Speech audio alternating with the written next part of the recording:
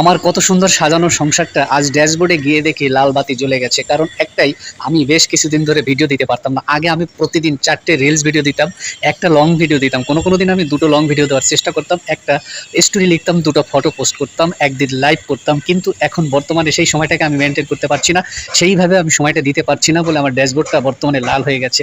তো যাই হোক, আমার যে অসুবিধার কথাটা আমি আপনাদেরকে জানালাম, আপনাদের মাধ্যমে আপনারা অবশ্যই একটু বেশি বেশি ভালোবাসা দিয়ে সেই আগের মতো পুনরায় আপনারা পাশে থাকার চেষ্টা করবেন সবসময়ের জন্য। আবার নিত্য নতুন ভিডিও নিয়ে হাজির হব আপনাদের মাঝে।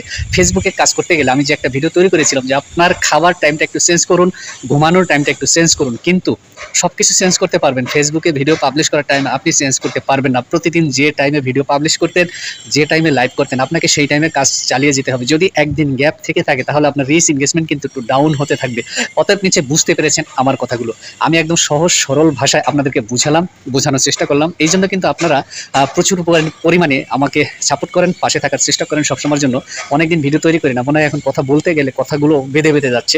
তো যাই হোক, সবকিছু আবার পুনরায় ঠিক হয়ে যাবে, এটা আমার দৃঢ় বিশ্বাস আছে। আর এই ঘুরে দাঁড়ানো বা বিশ্বাস আপনাদের প্রতি থাকার কারণে নতুন করে আবার আপনাদের মাঝে চলে এসেছে আমার এই ভিডিওর মাধ্যমে।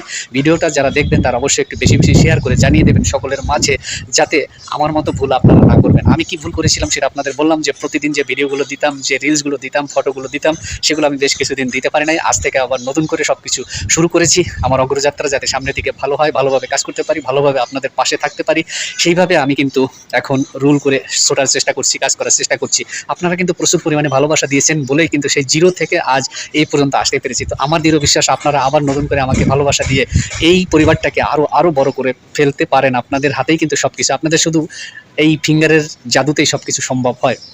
আরেকটা কথা মাথায় রাখবেন সবসময়ের জন্য, আপনার কন্টেন্টগুলো একটু ভালো তৈরি করার চেষ্টা করবেন, ভিডিওগুলো যেন ভালো হয়, মানুষ যেন ভালো কিছু জানতে পারে, বুঝতে পারে আপনার ভিডিওর মাধ্যমে। তাহলে কিন্তু আপনার ভিডিওগুলো মানুষ দেখবে, শেয়ার করবে, মন্তব্য করবে। আর কারো ভিডিওতে গিয়ে ভিডিওর যে মূল টপিক সেই বিষয়ের উপরে আপনি কিন্তু মন্তব্য রাখবেন, তা না হলে কিন্তু আপনার কমেন্ট ব্লক হয়ে যেতে পারে। এদিকে একটু খেয়াল রাখবেন। আপনি শুভ সকাল, শুভ দুপুর, শুভরাত্রি, কেমন আছেন, ভালো আছেন, ভালোবাসা দিয়ে গেলাম, ভালোবাসা ফিরিয়ে নেবেন, এই ধরনের মন্তব্য থেকে একটু বিরত থাকবেন, যাকে বলা হয় বাউল গান, জয় গান। আমি যে বলেছি অনেক ভিডিওর মাধ্যমে আপনারা জেনেছেন বা দেখেছেন, এখান থেকে আপনাদের একটু বেরিয়ে আসতে হবে, নিজেকে একটু পরিবর্তন করতে হবে, মিউজিক ছাড়া ভিডিও নিজের ভয়েস দিয়ে তৈরি করতে হবে। তো অনেক কিছু বলতে গেলে, অনেক কিছু করতে গেলে মাঝে মধ্যে ভুল ত্রুটি হয়েই থাকে, প্রতিটা মানুষ মাত্রাই কিন্তু ভুল হয়।